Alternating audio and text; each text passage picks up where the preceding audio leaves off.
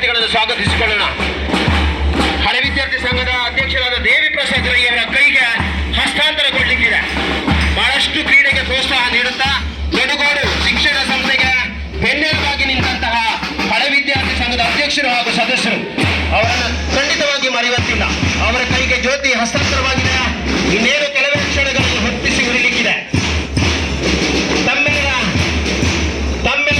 ಕರತಾಡದೊಂದಿಗೆ ಜ್ಯೋತಿ ರೈಯವರ ದೇವಿ ಪ್ರಸಾದ್ ರೈ ಅವರ ಕೈಗೆ ಹಸ್ತಾಂತರಗೊಂಡಿದೆ.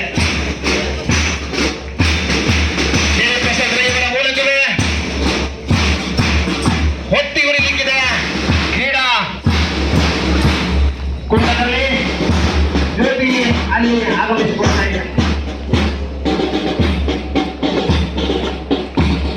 ದೇಶ ವಿದೇಶಗಳನ್ನು ಸುತ್ತಿಕೊಂಡಂತೆ ಸೂರ್ಯ ಕಿರಣಗಳಿಂದ ಹೊತ್ತಿಸಿಕೊಂಡ ದೀಪದಂತೆ ನಮ್ಮ ಈ ಜ್ಯೋತಿ ಈ ದಿನವಿಡೀ ಪ್ರಜ್ವಲಿಸುತ್ತದೆ. ದೇವಿ ಪ್ರಸಾದ್ ರೈ ಅವರಿಂದ ಬೆಂಕಿಯ ಸ್ಪರ್ಶ, ಕ್ರೀಡಾ ಜ್ಯೋತಿಯ ಸ್ಪರ್ಶ